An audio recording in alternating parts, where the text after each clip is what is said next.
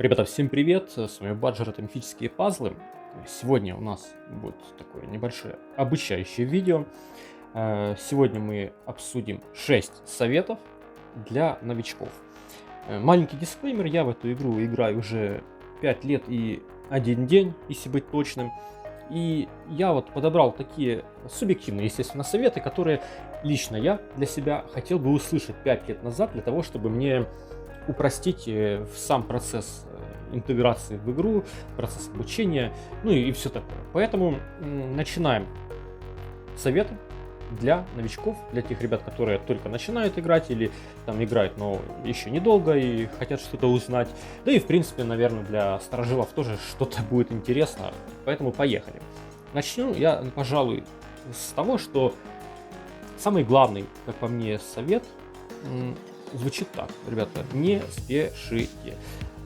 Спешить никуда не надо. Мифические пазлы — это игра долгая, на очень-очень долгосрочную перспективу. Это игра на года.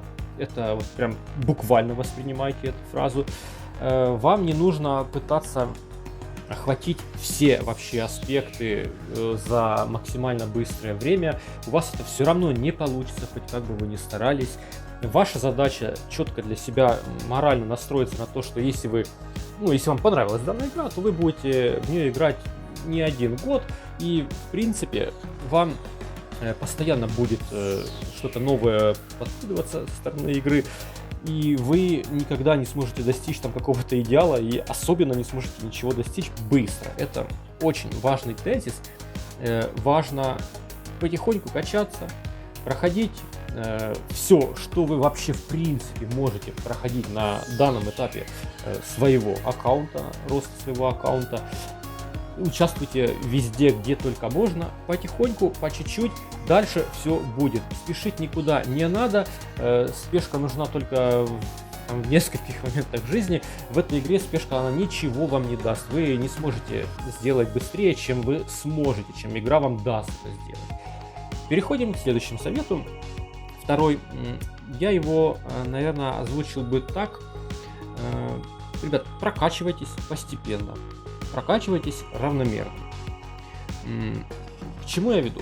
К тому, что, например, ваш замок, вот здесь у вас будет там половина всего закрытого, ваш замок вы сможете прокачать только реально спустя там год, если даже не 2.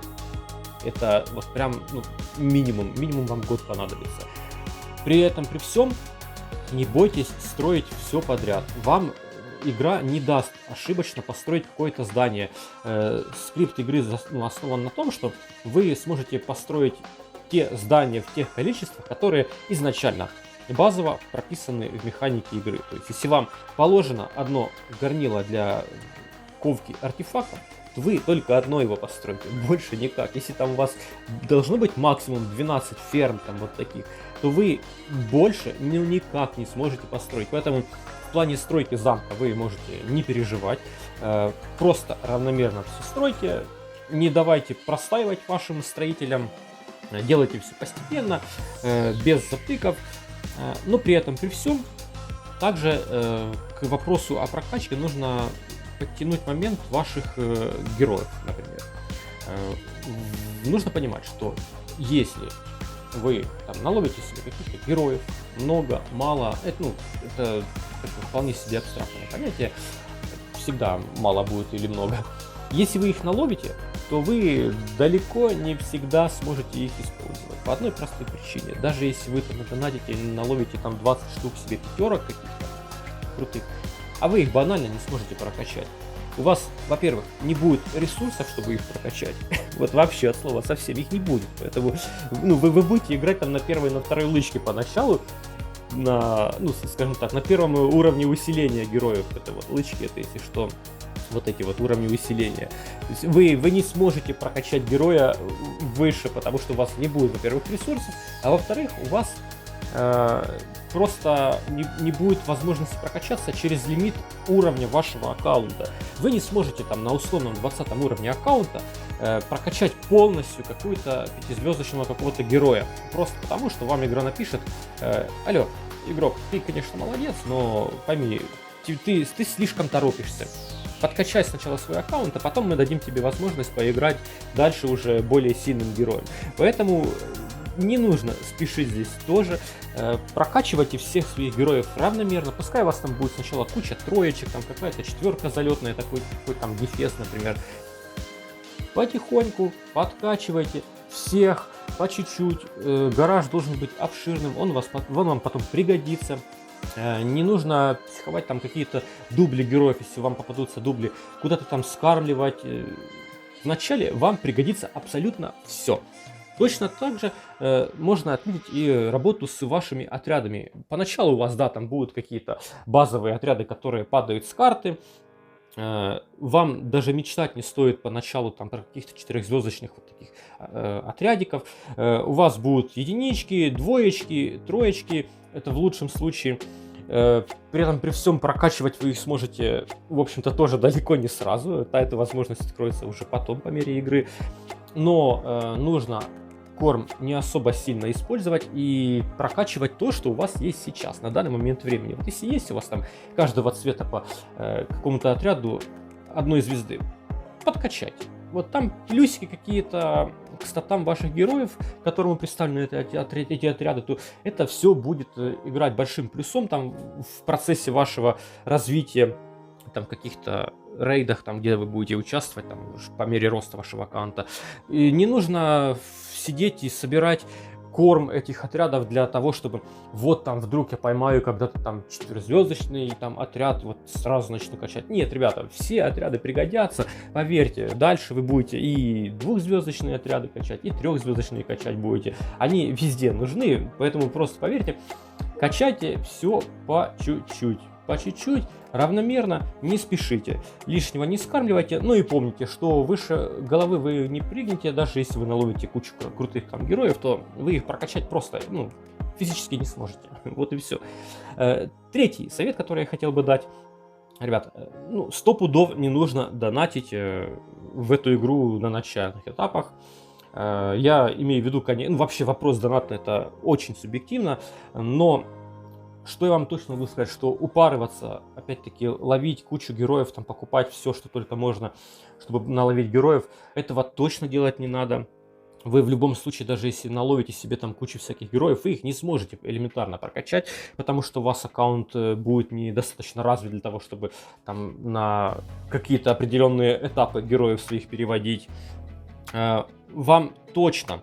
Абсолютно точно не нужно покупать, наверное, ничего. Вот в этом магазине, вот здесь, ребята, запомните, покупать ничего поначалу не надо. Здесь вообще, вот особенно вот эти расходные снаряжения, это вообще просто ужас. Никогда не вздумайте тратить свои самоцветы, эти кристаллы, на вот эти вот расходные материалы.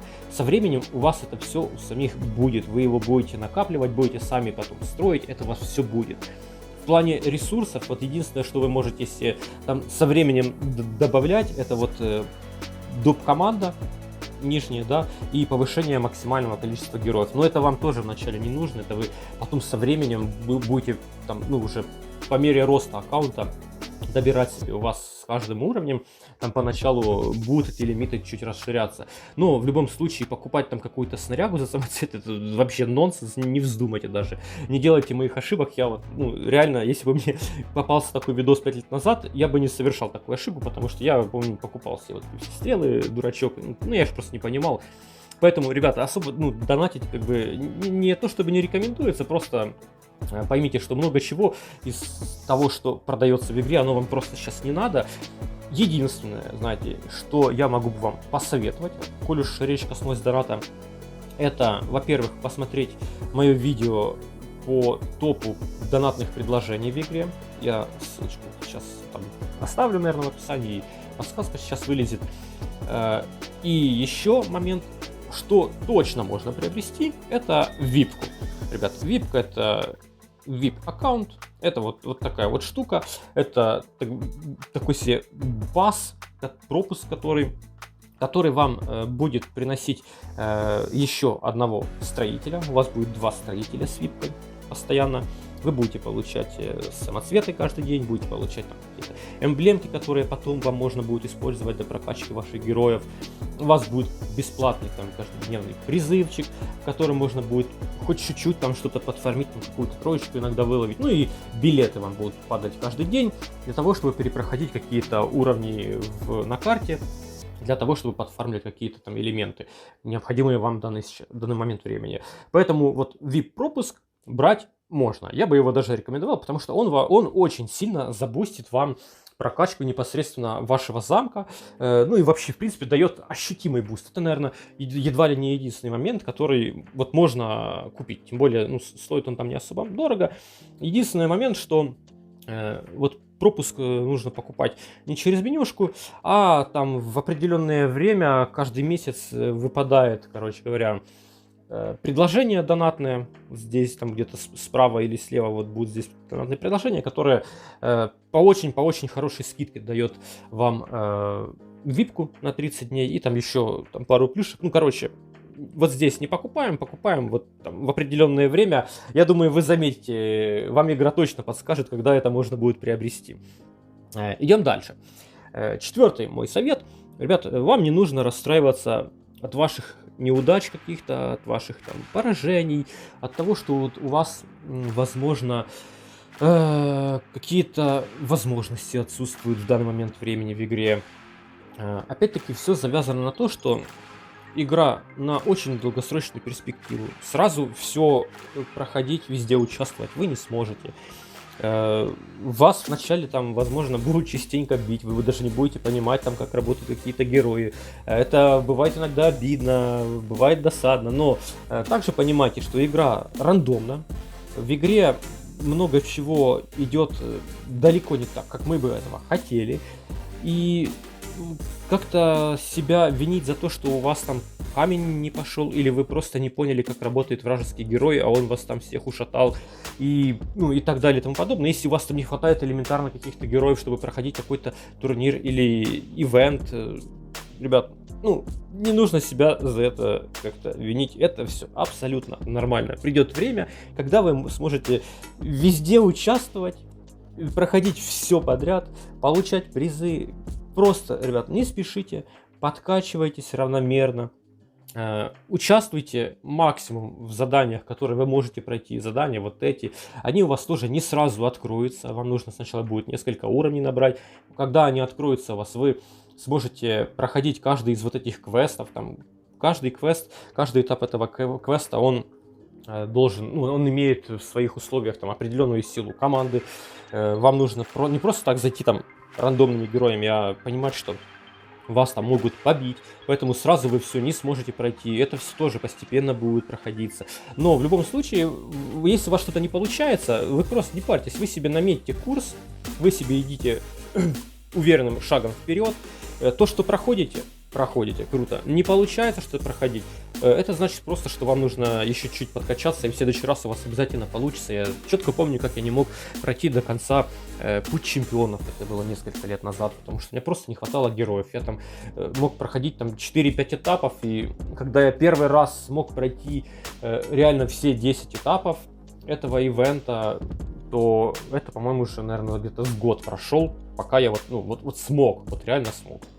Поэтому, опять-таки, постепенно откачивайтесь и не расстраивайтесь, если у вас что-то где-то не получается. Переходим к пятому совету. Ребят, очень важно, учитесь. Самое едва ли не главное в этой игре — это учиться, еще раз учиться. Смотрите видео. Есть много блогеров на ютубе, которые там что-то учат, что-то объясняют, как-то развлекают. В любом случае, абсолютно любой контент, он полезен. Где-то что-то можете увидеть, там, заметить, подумать, для себя сделать выводы какие-то. Есть разные статьи в разных пабликах, есть там всякие таблички с подсказками, есть много гайдов, куча доступной информации. Просто от вас нужно только желание что-то научиться чему-то, ну и, соответственно, время, потому что просто так все знания игры, которые вот уже 6 лет игре, да, все эти знания, они за один день к вам не зайдут. Вам нужно понимать, что это тоже, опять-таки, долгосрочная игра. И скажу вам откровенно, что раньше было гораздо проще. Вот когда даже я начинал играть, то было намного меньше героев. Было намного меньше механик разнообразных геймплейных. Тогда, по сути, не было вообще никаких блогеров, тогда это все только зарождалось, и у меня не было возможности кого-то послушать, где-то подсмотреть, что-то там, чтобы мне подсказали там. Раньше все было гораздо проще, не было банально такого количества огромного разнообразных героев, которые есть сейчас. Вот сейчас, откровенно говоря, невозможно просто вспомнить всех героев, которые присутствуют в этой игре сейчас, в данный момент времени. И вы тоже должны понимать, что каждого героя вы точно не выучите, но вам нужно хотя бы знать каких-то героев основных, которые там в современной мете участвуют, вот, которые популярные вот конкретно сейчас. Знать нужно каждого вашего героя, который у вас есть, и желательно там изучать вражеских героев, там, например, на битве альянсов, чтобы вы понимали, чего ожидать от вражеской команды. Поэтому, ребят, учитесь, это все будет тяжело, информации очень много, но это по-своему интересно, пробуйте, слушайте, смотрите, все в ваших руках. Это очень интересно, и это заставит ваши мозги работать. И вы от этого только будете в плюсе. И последний совет, но он, наверное, не последний по своей важности, он в какой-то степени выплывает из всех предыдущих советов. Вот по мере вашего роста, вашего аккаунта, я бы вам порекомендовал все-таки вступать в альянсы. Альянсов очень много, вы можете создать свой, вы можете вступить в уже существующий, их целая куча этих альянсов, можете их поискать там по рейтингу, по топу, по названиям, там, это отдельный разговор. Для чего это все надо? Во-первых, сама игра, она подразумевает общение, какой-то социум, какой-то коллектив, поэтому альянс для вас это будет как минимум новые знакомства, это будут новые ивенты, как минимум вы сможете участвовать в Кубке альянсов, это ежемесячный ивент, вы сможете участвовать в битве против мифического Титана. Да, вначале вы там ничего не сможете ему сделать, скорее всего, но там, по крайней мере, какие-то элементарные плюшки, там, плюсиком вы себе сможете получать на этом ивенте. Плюс вы будете бить Титана постоянно, участвовать на войнах альянсов, это тоже очень важный аспект. И самое, наверное, важное, почему я вам рекомендую вступить в альянс, это тот факт, что вам там, скорее всего, смогут помочь развиваться. В каждом альянсе, как правило, есть какой-то адекватный человек, там более опытный, который сможет ответить на ваши какие-то базовые вопросы, там, по каким-то героям, по каким-то механикам. Хорошие главы и заместители глав, они в любом случае всегда только рады научить новичка там какому-то интересному методу или там просто объяснить какие-то базовые фишки этой игры. И это на самом деле хорошо, поэтому я считаю, что в альянс точно нужно вступать и, наверное, даже сделать это как можно раньше. При этом, при всем, когда вы немножечко подкачаетесь, вы узнаете, что такое найм, вы сможете там со временем ходить уже в найм, там бить титанов, получать дополнительные плюшки, еще быстрее ускорять свое развитие, и в принципе просто активно расти и развиваться. В общем и целом, вот это те 6 советов, которые лично я бы хотел услышать 5 лет назад. Жалко, что тогда этого всего не было, но я надеюсь, что эти советы вам как-то помогут. Ничего, как видите, здесь конкретики никакой особо не было. Все плюс-минус абстрактное, там чисто такой моральный, наверное, духовный аспект этой игры, такой психологический. Тезисно объяснил. Я надеюсь, что вам эти советы помогут. Я благодарю вас за то, что вы досмотрели это видео до конца. Если вам видео понравилось, обязательно подписывайтесь на канал, ставьте лайки, оформляйте подписку, спонсорство для того, чтобы поддержать меня как автора. Если вы уже не новичок далеко в этой игре, то я вас приглашаю в комментарии под видео написать свои мысли, написать свое мнение о том, чтобы лично вы хотели бы посоветовать ребятам, которые делают только первые неуверенные шаги там, в мифических пазлах. Поэтому не стесняйтесь, приглашаю всех в комментарии, высказывайте свое мнение и давайте все вместе помогать поднимать наше комьюнити, развивать его и идти вперед просто семимильными шагами. Спасибо за просмотр, всем желаю здоровья и всего самого лучшего. Всем пока!